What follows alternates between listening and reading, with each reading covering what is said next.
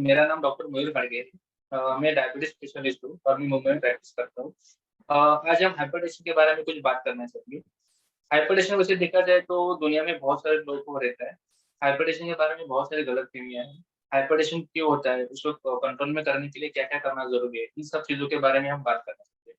हम आज इस हम आज उच्च रक्तचाप के ऊपर बात करने वाले हैं और उसको कैसे रोका जाए वो भी बात करेंगे। आमतौर पर हर कोई चाहेगा कि उसका रक्तदाब कंट्रोल में होना चाहिए।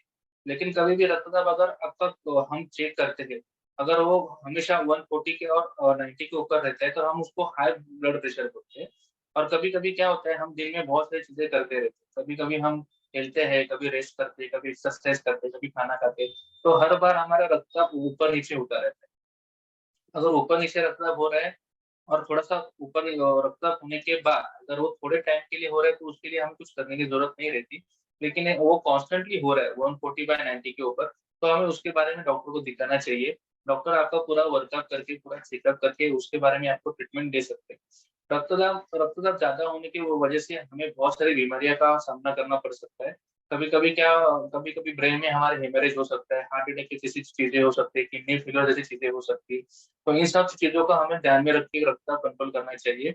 और जैसे कि हम देखते हैं कि आजकल की हमारी जीवनशैली है, वो जीवनशैली वैसे एकदम सेडेंटरी हो गई है, मतलब हमें सब ईज़ी चाहिए या हम ज़्यादा चलते नहीं हैं, हम ज़्यादा एक्सरसाइज करते नहीं हैं। इन सब चीज़ों से हमारा रक्तचाप कंट्रोल में नहीं रहता।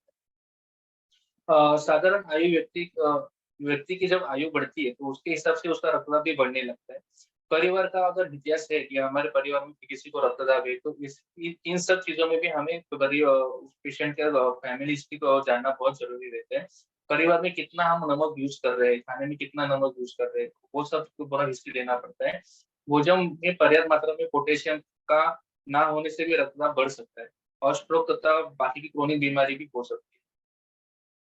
प्रोसेस्ड फूड नहीं तो ज़्यादा नॉनवेज खाने की वजह से भी रक्तचाप बढ़ सकता है, क्योंकि इन सब चीज़ों में हमारे शरीर में कोलेस्ट्रॉल बढ़ सकता है। कोलेस्ट्रॉल बढ़ने की वजह से हमारी जो ब्लड सर्कुलेशन रहता है उसको थोड़ी बाधा आ जाती है। तो बाधा आ जाने के बाद तो रक्तचाप हमारा बढ़ सकता है। एक और कारण है कि तनाव। आजकल की ज़िंदगी में लोग इतना डिप्रेस रहते हैं कि डिप्रेशन के कारण उनका ठीक से नींद नहीं होना, काम का स्ट्रेस रहता है, उनको बहुत सारा ट्रैवलिंग करना पड़ता है, बहुत सारे चैलेंजेस रहते हैं। तो डिप्रेशन एक बहुत बड़ा कारण है। डिप्रेशन की वजह से हमें बहुत बार तो बहुत सारी चीज़ों के लिए हमें बहुत कम नींद मिलती है, तो उसका सीधा असर हमारे रक्तचाप पर पड़ता है। हाइपरटेंशन को काबू रखने के लिए बहुत सारी चीज़ें हम करने के लिए बोलते हैं। हम डायरेक्टली कभी भी किसी पेशेंट को ऐसे नहीं बोलते कि चलो आओ हम आपको अब मेडिसिन चालू करते हैं। पहले तो हम उसका कभी पेशेंट का एक्सीडेंट किया हमें हाइपरटेंशन अगर उसका डायग्नोस हो रहा है, तो हम उसको बोलते हैं कि हम आपका बीपी मॉनिटरिंग करेंगे। जैसे कि बोलते हैं कि हम आपका सुबह-शाम एक बार आप मॉनिटरिंग कर सकते हो। पेशेंट खुद भी मॉनिटरिंग कर सकता है, खुद के घर में कर सकता है। आजकल इज़ी पोर्टेबल बीपी मशीन्स आते हैं, उसके उसको देख के वो आराम से वो बीपी नाप सकता है। पेशेंट को हम उसका एक चार्ट बनाने के लिए बोलते हैं, तो हम देखते हैं कि उसका मॉर्निंग, आफ्टरनून और इवनिंग में उसका बीपी कितना है। तो हम उसका कभी-कभी एवरेज निकाल लेते हैं या स्पेसिफिक टाइम के ऊपर उसका बीपी बढ़ रहा है क्या, वो भी हम देख लेते हैं। सो इस हिसाब से डॉक्टर आपको बहुत सारी इनिशियल फेज़ में कोई टेस्ट करने के लिए नहीं बोलेगा। अगर फिर भी आपका बीपी बढ़ रहा है, तो डॉक्टर आपको ऐड ऑन टेस्ट करने के लिए बोलते हैं, जैसे कि ECG, 2D echo, cardiac stress test. क्योंकि बीपी बढ़ना सिंपल से ईसीजी में आपको ये भी पता चल जाता है कि ये बीपी आपको फ्रेशली हो रहा है या बहुत सारे दिनों से, बहुत सारे महीनों से। अगर आपका कोलेस्ट्रॉल बढ़ रहा है, तो कोलेस्ट्रॉल बढ़ने की वजह से हमारे जो धमनियाँ होती है, उसमें कोलेस्ट्रॉल जमा हो जाता है, तो ब्लड सर्कुलेशन नहीं होने की वजह से भी बीपी बढ़ जाता है। तो इन सब चीज़ों को ध्यान में रखते हुए डॉक्टर आपको आगे ट्रीटमेंट दे सकते हैं। तो हमें क्या करना पड़ेगा? पहले तो हम नेचुरल रेमेडीज़ के बारे में सोचेंगे कि हमें बीपी कंट्रोल में करने के लिए क्या करना चाहिए। हमेशा हमें नियमित व्यायाम करना चाहिए। हमारा जो डाइट रहना चाहिए वो एकदम बैलेंस रहना चाहिए। शराब, सिगरेट और कोई भी एडिक्शन हो तो वो नहीं पीना चाहिए। नियमित रूप से हमें रक्तदाब और हमारा चेक करते रहना चाहिए। डिप्रेशन कम करने के लिए हमें नेचुरली कम से कम 7 से 8 घंटे के लिए सोना चाहिए। जितना हम ज़्यादा सोएँगे उतना हम नेचुरली डिप्रेशन के ऊपर ज़्यादा कंट्रोल कर पाएँगे। और नियमित रूप से हमें ब्लड मॉनिटर ब्लड हमारा जो ब्लड प्रेशर रहता है उसका मॉनिटरिंग नियमित व्यायाम और शारीरिक व्यायाम करने से हमें क्या होता है कि जैसे ही हम रनिंग करते हैं, जॉगिंग करते हैं, तो हमारा जो ब्लड सर्कुलेशन होता है, जो ज़रा फास्ट होता है। तो जैसे हार्टली परफ़ॉर्म करेगा और ज़्यादा से ज़्यादा ब्लड बाहर तो ज़्यादा ब्लड बाहर फेंकने की वजह से वो क्या है जो हमारा नस जो एकदम कड़क हुआ रहता है, जिसमें कोलेस्ट्रॉल जमा हुआ रहता है, उसको रिलीज़ करता है, उसको सॉफ्ट कर देता है। तो ऑटोमेटिकली जो प्रेशर रहता है, जो आर्टरीज़ का प्रेशर रहता है, वो लूज़ हो जाता है। तो प्रेशर जैसे ही कम हो जाता है, तो हमारा थोड़ा-सा नेचुरली ब्लड प्रेशर कम करने में हेल्प हो जाती है। दूसरी बात है, हम जैसे ही सोडियम को डाइट में कम कर लेते हैं, अगर हम नमक खाना कम कर लेते हैं, तो उसका डायरेक्ट असर हमारे ब्लड प्रेशर पे होता है, जिससे हम ब्लड प्रेशर हमारा कम होने लगता है। हम जितने ज़्यादा फ्रूट्स खाएँगे, जितना हेल्दी डाइट रखें, जितने हम विटामिन युक्त पदार्थ खाते रहेंगे, उतना हमारा ब्लड ब्लड प्रेशर कंट्रोल में रहने की हेल्प होता है। कभी-कभी क्या होता है कि हम कंटीन्यूअसली बाहर का खाना खाते रहते हैं, कोल्ड ड्रिंक खाते रहते हैं, बर्गर खाते रहते हैं। बहुत सारे जो तो हम कंटिन्यू हमारा जो खाना रहता है, वो इतना अनहेल्दी हो जाता है कि हमें बस ब्लड प्रेशर ही नहीं कि हमारा ऑटोमेटिक वज़न बढ़ना शुरू होता है, हमारा बीएमआई बढ़ना शुरू हो जाता है। कभी-कभी हमारा जो इतना बीएमआई बढ़ जाता है कि हमें साँस साँस फूलना शुरू हो जाता है, क्योंकि अल्टीमेटली हमारा पूरे शरीर बढ़ना चालू हो जाता है। तो इन सब चीज़ कंट्रोल कंट्रोल में रखने के लिए हमारा बैलेंस डाइट, हेल्दी डाइट और हमारा रेगुलर एक्सरसाइज बहुत ज़रूरी है। भोजन में कम से नमक को कम करना ही चाहिए।